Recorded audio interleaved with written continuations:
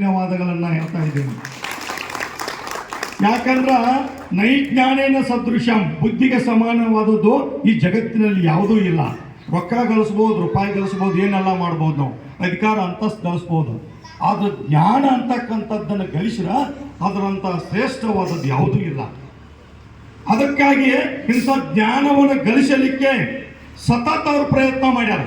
ಅದಕ್ಕೆ ಅವ್ರು ನಾವು ಮೆಚ್ಚಬೇಕು. ಯಾಕಂದ್ರೆ ನಮ್ಮ ಒಡೇರಟ್ಟಿ ಗ್ರಾಮದೊಳಗ ಇಬ್ರ ವಿದ್ಯಾರ್ಥಿಗಳು ಗೆಜೆಟೆಡ್ ಗ್ರೂಪ್ ಬಿ ಆಗ್ಯಾರ. ಒಬ್ಬ ರುದ್ರಗೌಡ ಪಾಟೀಲ್ರ ಮಗ ಮತ್ತು ಅವ್ರ ತಂಗಿ ಶ್ರೀಕಾಂತ್ ಹೋಳ್ಕರ್ ಮಗ, ಇವರಿಬ್ರು ಮತ್ತು ಇನ್ನೊಬ್ಬ ಮಾರುತಿ ಪೂಜಾರಿ ಗೋರಾ ಬೆಂಕಾಪುರ ಮಾರುತಿ ಮಗ, ಇವರು 3 ಮಂದಿ ಗೆಜೆಟೆಡ್ ಗ್ರೂಪ್ ಬಿ ಆಗ್ಯಾರ. ಇನ್ನೊಬ್ರು ರೆಪ್ಸಿತ್ ಅವ್ರ ಸೈಂಟಿಸ್ಟ್ ಆಗ್ಯಾರ. ಬಿರ್ಡಿ ಡಾಕ್ಟರ್ ಮಗ RBI ದಾಗದಾರ. ಎಷ್ಟೋ ಮಂದಿ ಡಾಕ್ಟರ್ ಅದಾರ.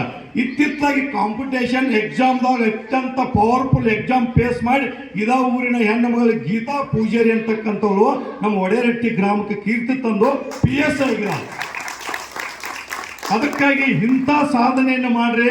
ಅದಕ್ಕೆ ಯಾವತ್ತಾಗಲಿ ಈ ಸಂಘಟಕರಿಗೆ ಮತ್ತು ವಿದ್ಯಾರ್ಥಿಗಳಿಗೆ, ಪೋಷಕರಿಗೆ ನಾವು ಎಲ್ಲರೂ ನಾವು ಬೆನ್ನೆಲುಬಾಗಿ ಇರ್ತು ಅಂತಕ್ಕಂಥದ್ದ ನಾನು ಹೇಳ್ತಾ, ಈ ಸಂದರ್ಭದೊಳಗೆ ನನಗೆ ಮಾತನಾಡಲಿಕ್ಕೆ ಅವಕಾಶ ಮಾಡಿಕೊಟ್ಟಿರ್ತಕ್ಕಂಥ ಸಂಘಟಕರಿಗೆ, ಯುವಕರಿಗೆ ಹಾಗೂ ಇಲ್ಲಿ ನಡೆದಂಥ ಎಲ್ಲ ಮಾನ್ಯರಿಗೆ ವಂದಿಸಿ ನನ್ನ ಮಾತುಗಳನ್ನು ಮುಗಿಸ್ತೇನೆ. ಜೈ ಹಿಂದ್, ಜೈ ಕರ್ನಾಟಕ.